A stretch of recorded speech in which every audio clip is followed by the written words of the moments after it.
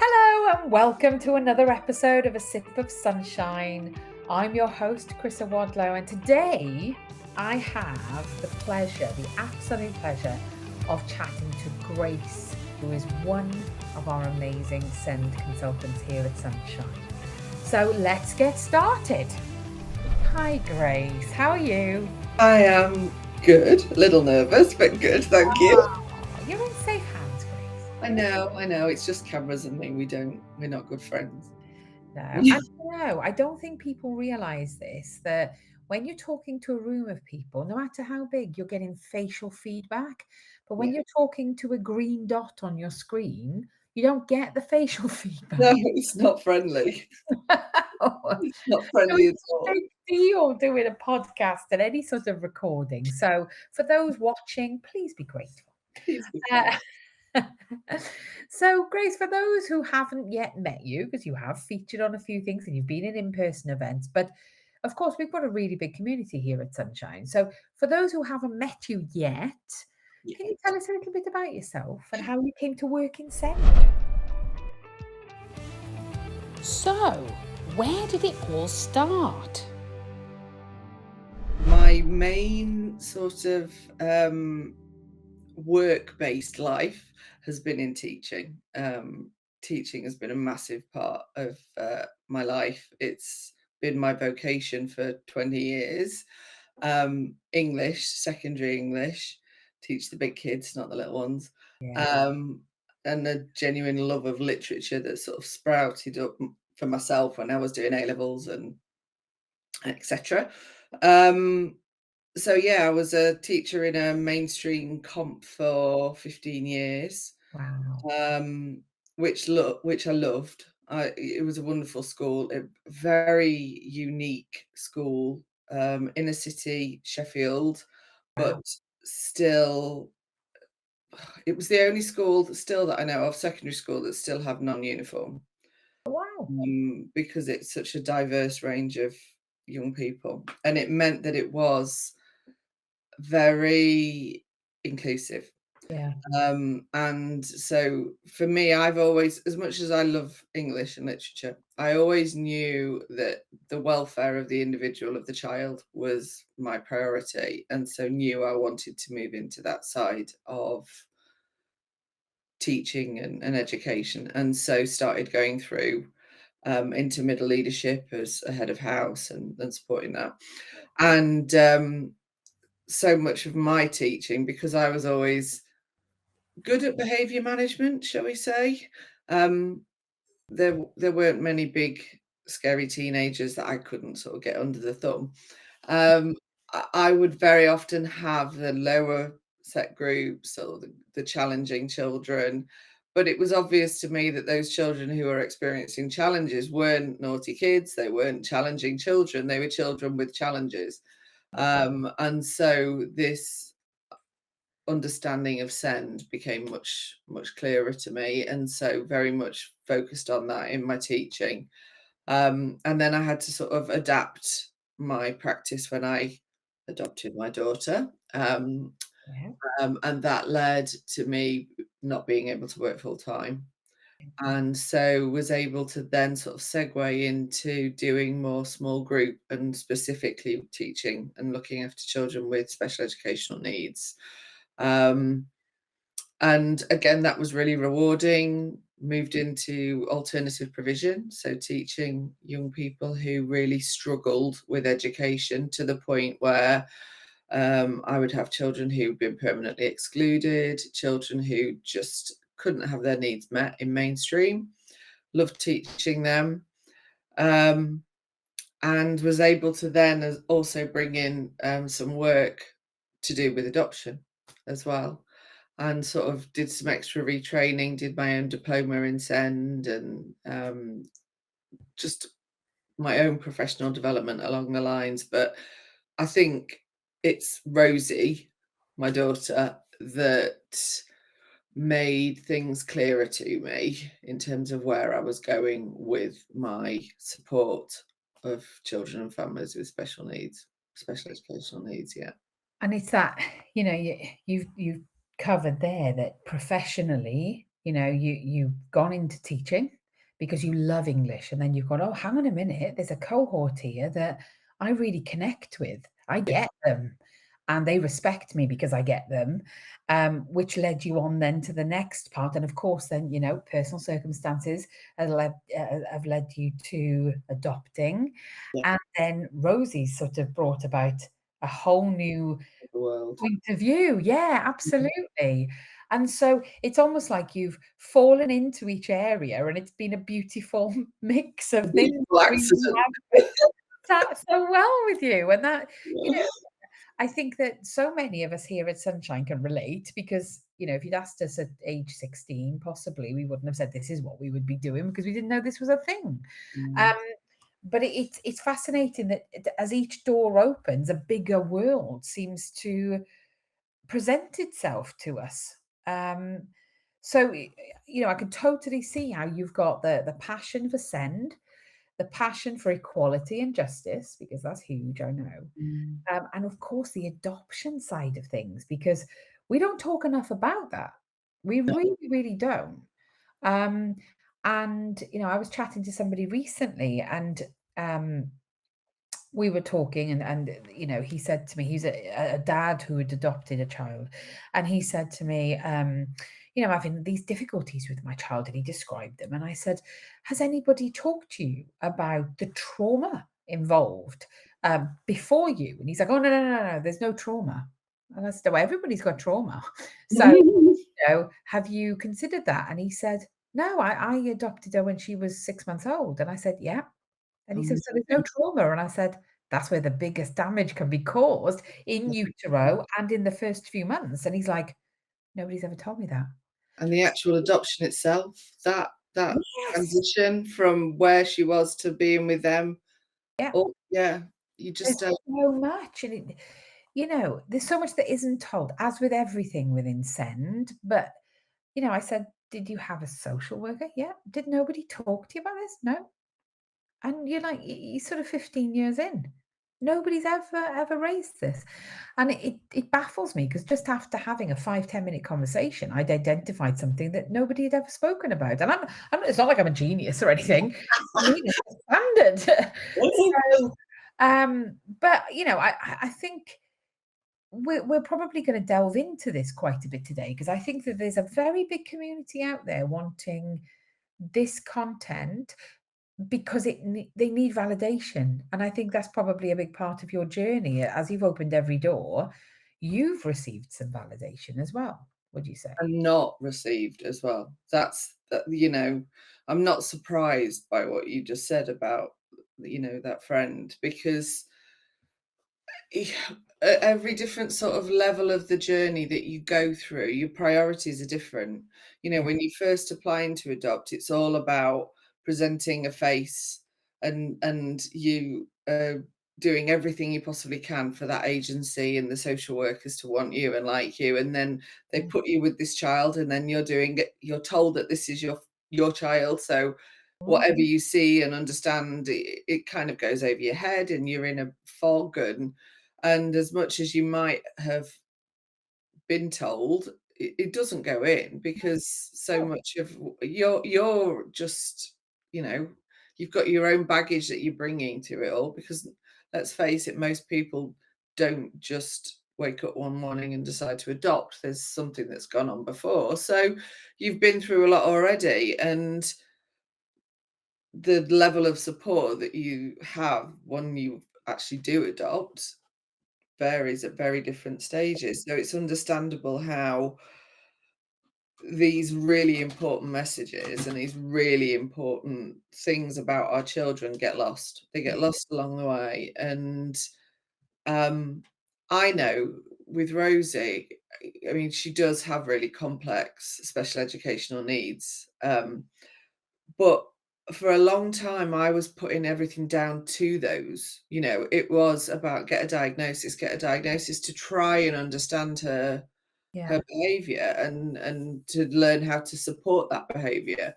Um, but again, it was when I started to understand trauma better that I understood Rosie better, because then I could unpick behavior and I could I Mm. could trace back, and I could get out the profile that I'd had about her birth mother and the things that she went through, Yeah, um, and particularly when she was carrying Rosie, the trauma that she experienced, so Rosie would have experienced secondhand. yeah, It makes so much sense, yeah. but again, unless you know that the support is out there, and it isn't always, it's Yeah. very. And before you came to Sunshine, you were working very much in this community, weren't you? The adoption. So the adoption was your thing, was your It jam. really, it still is, at any time. Emma kind of knows now our wonderful inquiries. She knows that the second she puts on any sort of inquiry, adopted, I will immediately go, "Ah, I love that one." It still is, because I think, um, there is so many different layers Mm, that you have with a child who comes, and also I think there's an understanding with the family, and that's, so much of what we do. Yes, it's about getting the children the right outcome, but it's really about those relationships, isn't it? And those, you know that close professional yeah, understanding that I can have, and those boundaries are important, and I'll give certain things about my experiences, but there's a thing about speaking to an adopter, that when they know that you are an adopter, their body just relaxes. Their shoulders go down, there's a deep breath, and it's just like, oh God, you get it. yeah.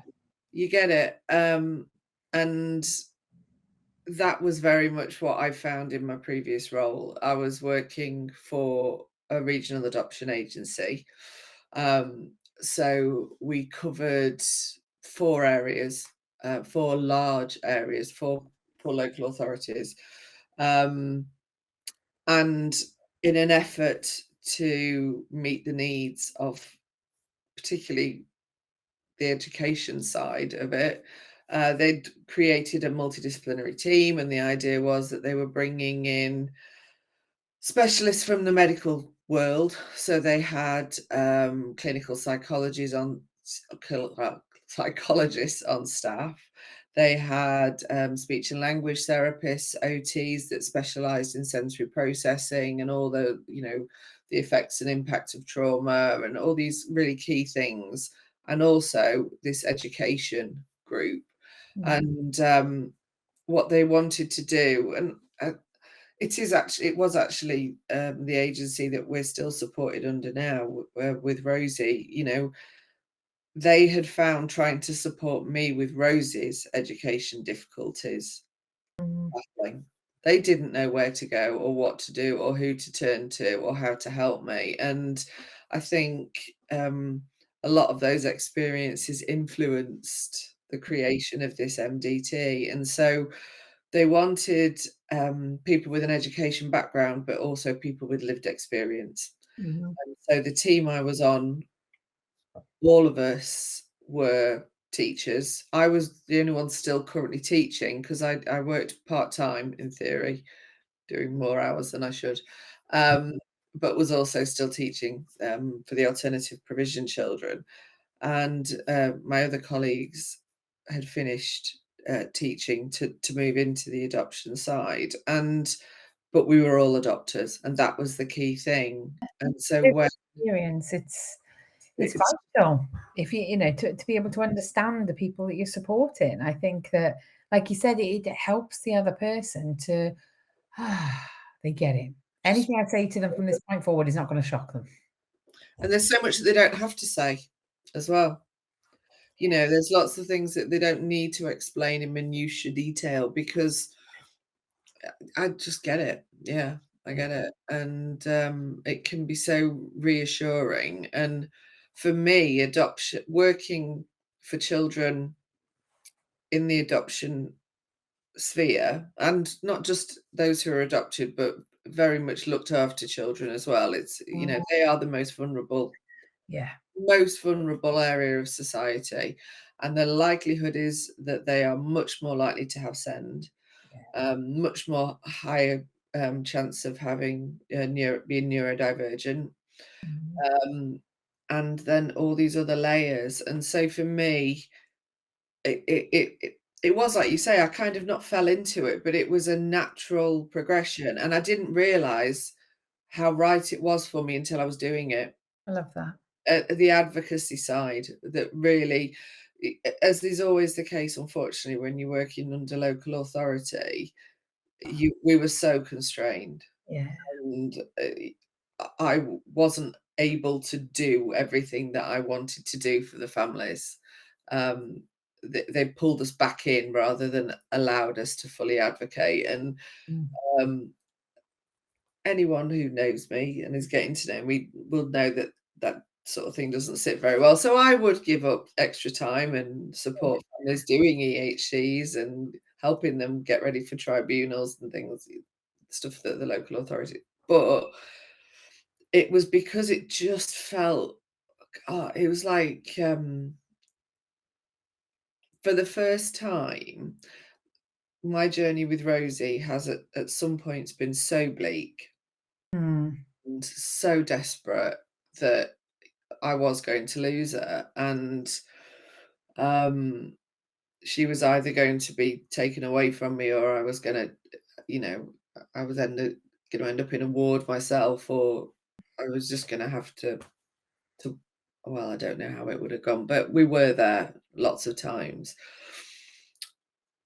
Working for families of children like ours and for children who were adopted was, for the very first time, I could almost see a point to everything I'd gone through Yeah. for the first time, and it was a bit of an awakening. It was actually only when I started doing the adoption work, and it was a bit like a light switch went on. Mm. Um, I could feel better about everything I'd gone through because I was able to use all of that pain Yeah. and experience and knowledge to help someone else. Did it And give you more clarity as well? You know, sort of so seeing much more other cases. clarity. So much more. I've learned so much about Rosie and our relationship and our experiences from helping other families. Mm. Yeah. Um, that doesn't mean to say that if I couldn't have had things differently, I wouldn't. Yeah. Who doesn't want an easier life for their child, especially for children like ours? Yeah. Who doesn't want that? Of course I would. But um, we're in a much better place because of the work I do now, if that makes sense. Yeah. And particularly, I have to say, the advocacy side, being able to be there for those families that I didn't have is so empowering. I want to empower them, Yeah. but it's incredibly empowering for me as well. Incredibly. It's very emotive Yeah. having ability to be able to do that. Yeah. And I suppose, it's a double-edged sword because you feel less alone because you realize it's not just you, but then you're incredibly sad that it is not just you. There are so many families going through this. How many times a day do I say, I wish I didn't have to do this job? Yeah. I wish that we didn't have to exist. Yeah. But I'm glad that we do, Yeah. because Absolutely. otherwise you are completely alone a lot of the time. And I mean, I am a single adopter, Mm. just to make that clear. And I did consciously go into adopting on my own. I was in a place in my life where it was either look for a new relationship or have a child, and I knew I didn't need to have a relationship to have a child, Yeah. and I wanted a child more. Yeah. um, and was in a good place, financially, sort of, work wise, everything was That's brilliant. right. But I've never been on my own. I've got the most amazing family and had the most amazing friends, but when it comes to the support from outside of your own community, once you sign that little piece of paper that says they are officially yours, everything disappears.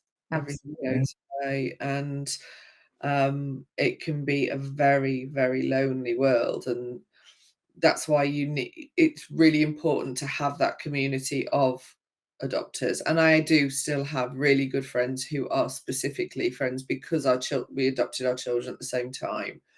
Um, They become your tribe, don't they? oh God, absolutely, absolutely, yeah. You give yourself willingly because again, they'll be there for you and you're there for them in a different way. And unfortunately, you do lose a lot of friends Yeah. when you adopt. Um, I think a lot of send families feel like that as Same well, you thing. know, when you Very, very similar. Yeah, people just don't get it, and they try and get it, and they might try and tell you how to do it Mm, differently.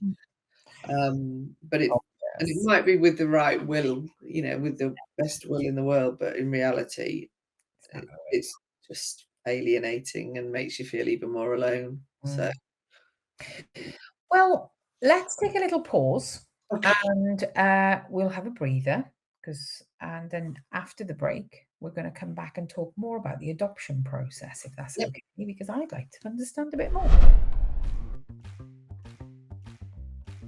So, what is school avoidance? Now, a lot of people call this school refusal, and it's really important that we reframe how we look at this because actually, our children aren't refusing to attend school, they're actually unable to attend school. Now, if a child was It's a powerful letter with a peppy sound that pops up in some of our favourite words. As we continue our reading adventure, we'll discover how the letter P helps us describe all sorts of things. Get ready for a perfect and playful journey.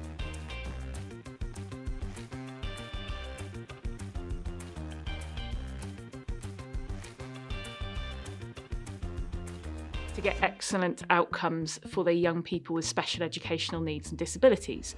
And what this means is that I get to see lots of different graduated response. Meet our neighbours in space, the planets of the solar system. We live on Earth, but we're part of a much bigger family. There are 8 planets that all orbit or travel around the sun. Let's start with the closest How to to the sun. teach our children and young people the skills they need to regulate their own behaviour, but in a way that really meets them where they are, rather than encouraging them to mask their behaviour so that the adults around them find them easier to manage. We hope you find this course super interesting and that you get lots out of it. So without further ado, let's go on to the first module.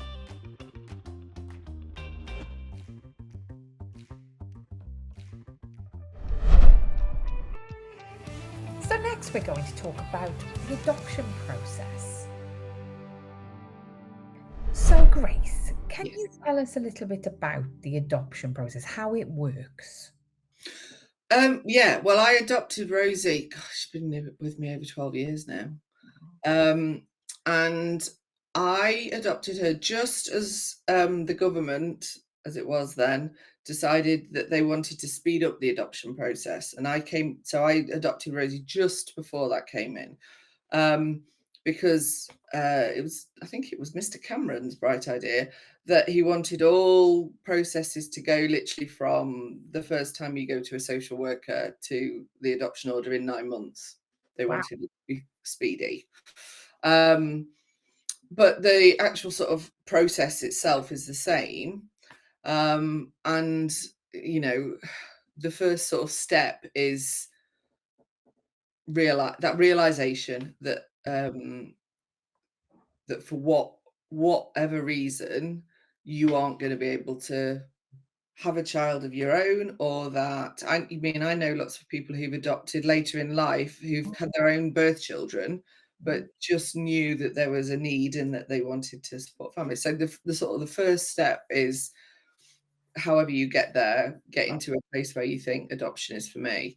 And then it's about information and to sort of visit different agencies, and you go and go to open evenings, meet the adopters that they have there, experienced adopters, and learn a little bit more about adoption. And I think certainly from the first open evening I went to, I was going into it with my eyes quite wide open because of working in the field that I've been working with, and I've been doing an awful lot of supporting our adopted and looked after children. and knew that there was a massive need, and that these children were different. But you do find that a lot of the people who go to those open evenings could be confronted with some realities of what an adopted child may present with, but not it's a light touch, shall we say. And then the next step is, once you've decided on your agency, it's then you put in an application like for anything else. You're assigned a worker, assigned a social worker, and it's then quite an in-depth process of them getting to know you. Okay.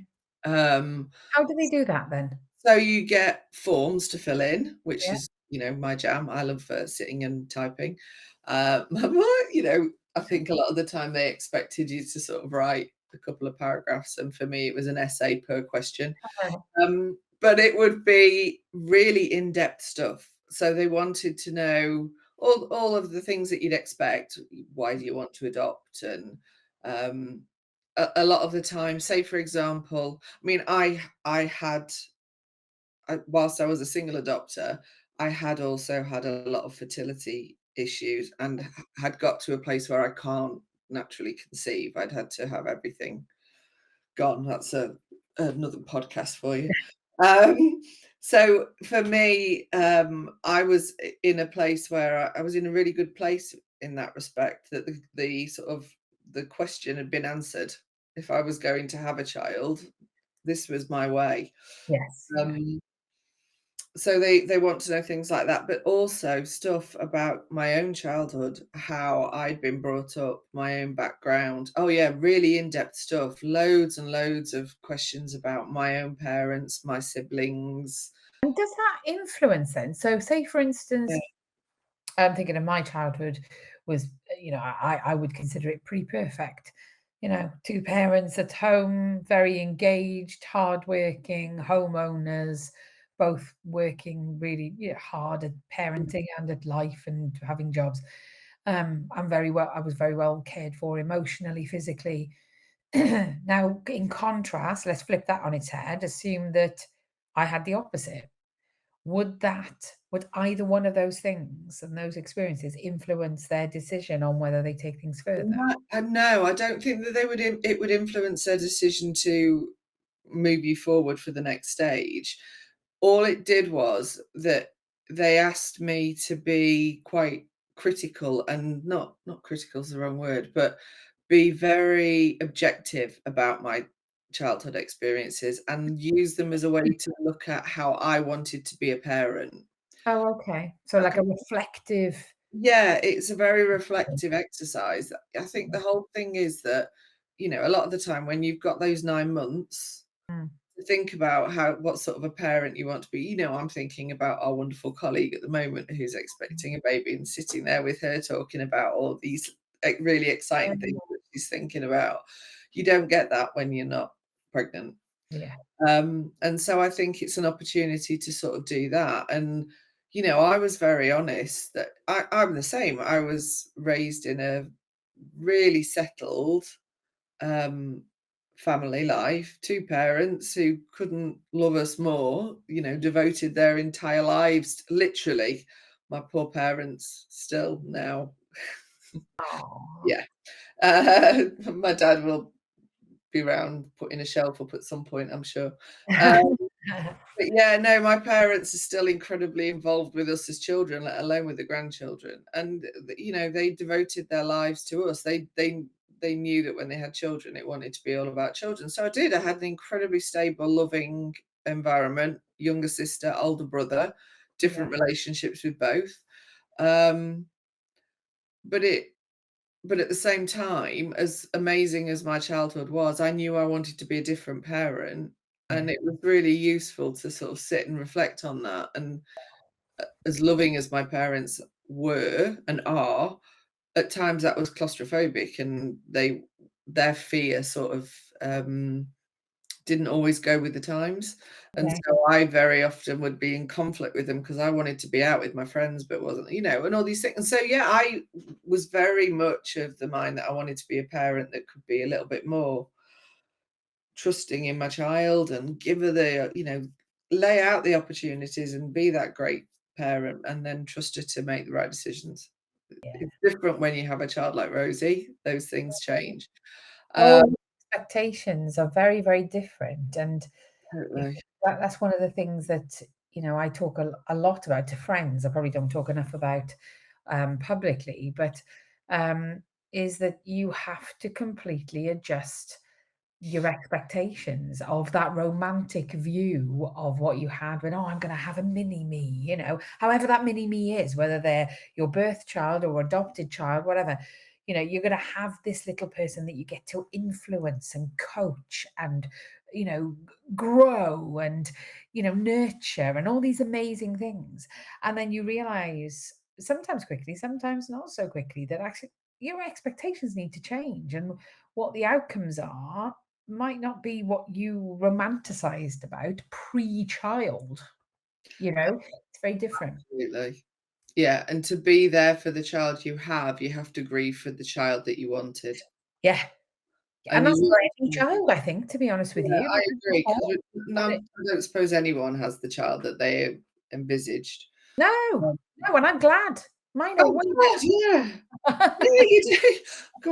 God, yeah, sometimes life would be nice, a bit smoother, but Yeah. also I wouldn't want a child who was yes, mummy, no, mummy, 3 Oh, months. I've always wanted feist and, grit, and they're trying to build a picture of you so that when you move to the next sort of stage, they're able to choose the right child, of course, yeah. and they Do have they to look understand you for that.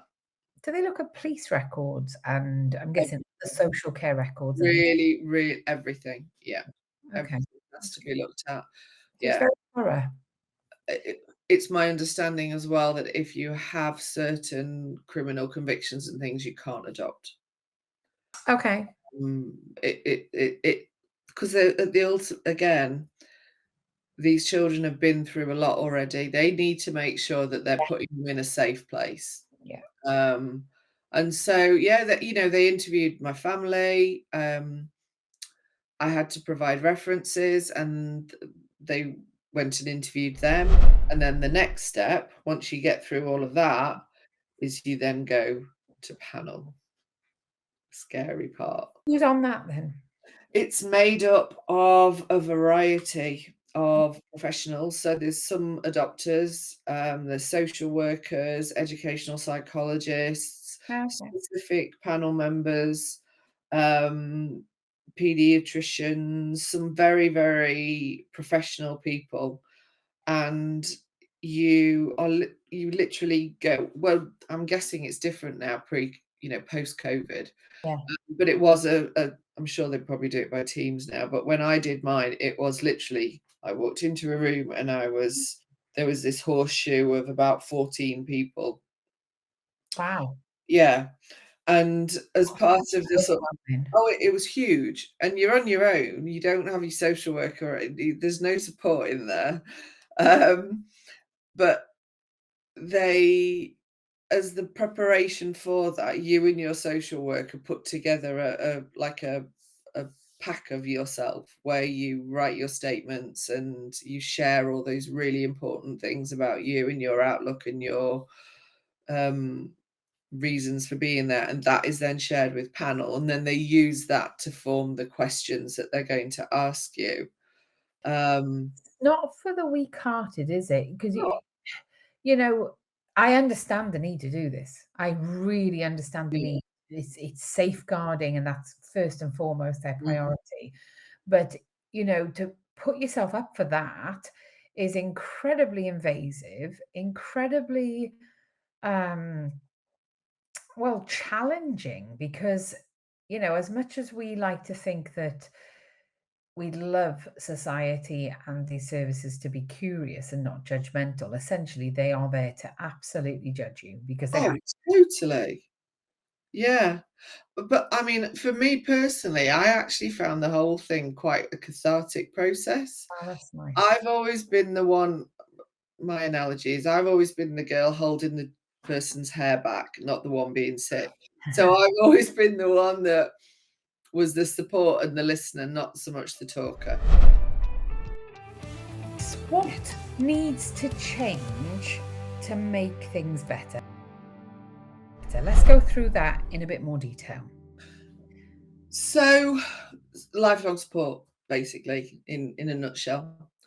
A social and a political understanding that just because a child is placed with a loving, supportive family doesn't mean that everything that they went through before disappears. Yeah. All of those shadows remain. And those children that turn into teenagers and young people and then adults, they need equal support all the way through. And cutting things like the adoption support fund is a massive error, and we don't even know if it's going to carry on next year. Again, we're all still in that same sense of flux. So there has to be a better understanding, full stop, of what it means to be adopted, because like when you go into your teenage years, particularly again sort of in terms of education, if you think about those massively significant years that you're going through anyway, you're also finding yourself, you're also forming your identity. But with an adopted child, there's a whole other layer of identity that they need to come to terms with. So all of that therapeutic life story work that needs to happen, where does that come from? Yeah. It's from the experts, from the social workers, from the therapists. And so people who can afford to will commission and pay for that themselves, but otherwise you're very much on your own, and it's the books you buy and the information you get, because the adoption agencies aren't equipped, they aren't funded in any way, shape or form to support families the way that they need to be supported. My role in the adoption agency came to an end because the funding for my role ended. It was as simple as that. I loved working with those families. I loved supporting the families that I supported, and I had to leave them because the money ended. Yeah. And So you just think, God, what are they? Where are they now? it's shocking. It's really eye-opening. If you were faced now with a parent of an adopted child, regardless of how long the child's been adopted, is there a piece of information or advice that you would give to them?